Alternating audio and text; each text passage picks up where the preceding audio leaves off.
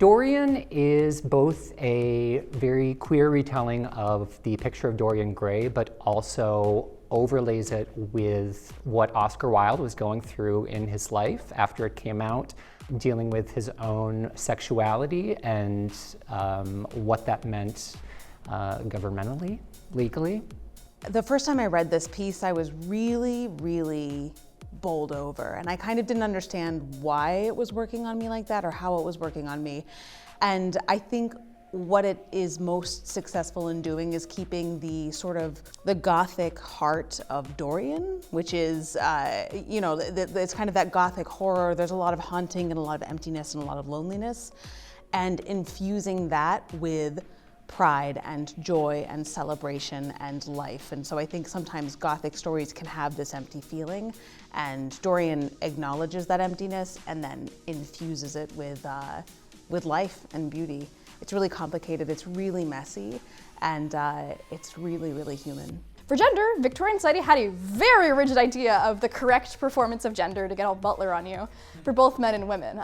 Women were kind of expected to be very innocent and dainty, uneducated. It was unbecoming of women to be even seen in public, much less to have jobs, which is a problem when you're a woman in theater. Men were expected, especially around the 1870s, to be very physically strong and rugged and homeowners.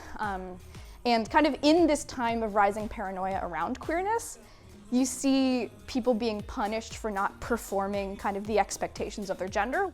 This story is about being free, liberation, identity, persona, what it means to be in a world that doesn't accept you, and how you remedy that. Yes, but I'm most excited about this piece and the queerness behind this piece and how unashamedly queer it is, especially in this time right now that we're in. I think it's really important for people to see that, and I am very lucky and very excited to be able to play a role that I feel like I'm able to genuinely speak from the heart about. And I think it's important to speak out and to continue to be bold and unashamedly queer in these times where people feel like they have to be the safest, because that's the only real way of resistance, is showing them, love again in community and art. So, unfortunately, the political climate that we're in, Dorian is more relevant than ever. I think if, other than having fun, I want the audience to leave remembering that history repeats itself, and if we don't remember that and fight for our own freedoms, then we're just doomed to repeat it. First up, Oscar Wilde, the guy himself. Oscar Wilde was a dramatist, poet, and wit from Ireland. From a very well-educated family. His father was a medic, his mother was a journalist. He was very prominent in the decadent and aesthetic movements. He believed in art for art's sake, basically like art does not exist to do something, it just exists.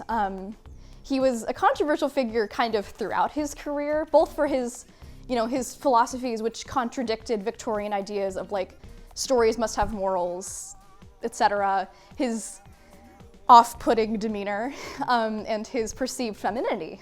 He married Constance Lloyd, had 2 children, Cyril and Vivian, while having active male lovers throughout their marriage. One such lover was Bosie Douglas, who would encourage Oscar into sort of the world of rent boys and partying and gambling, and their relationship would eventually lead to his prosecution for gross indecency. After such prosecution, he was imprisoned for 2 years at Reading Jail, and then after his release, died 3 years later in Paris. Playing the roles of Dorian and Bosie, who was Oscar Wilde's lover, and a fun little drag role. And I'm very excited about all of them. They're very different. But I do love how all of them are just like terrible people, but they don't think that they're terrible. So like, it's hard to really understand for them, like from their experience, why bad things keep happening to them. What excites me the most is the challenge. This will be a show that is totally outside of the box from what I'm usually cast for as an actor. I'm usually the boy next door. I'm usually the singer. This will break those boundaries without giving too much away. My characters are very exciting. It's a really good script. This piece excites me because it's a beautifully constructed piece of drama. It's brilliant in the ways it plays with time, place. It's almost like a pastiche or a collage of different moments of queerness throughout history. And it's just really fun, very witty. I hope audiences take away a sense of community from the show and recognizing that community and inner beauty is the truest form of art. It's so important to be a part of a community because I think a lot of times people try to do it on their own, and when we are left in our own minds, that's when I think we don't give ourselves the opportunity to grow, the opportunity to heal, the opportunity to share ideas. So being in a community, especially in Buffalo, especially with our theater community, there's an option, there's a release to be your unadulterated self, to be your unapologetically yourself. And you don't get that a lot, especially outside of Buffalo again. You know, I feel like this is actually really, it's really in line with the mission of Irish Classical, which is to produce Irish plays and classical plays. You know, Oscar Wilde was one of the most famous Irish writers to ever live. And so we're looking at him and one of his most famous works, but also his life and who he was as a person.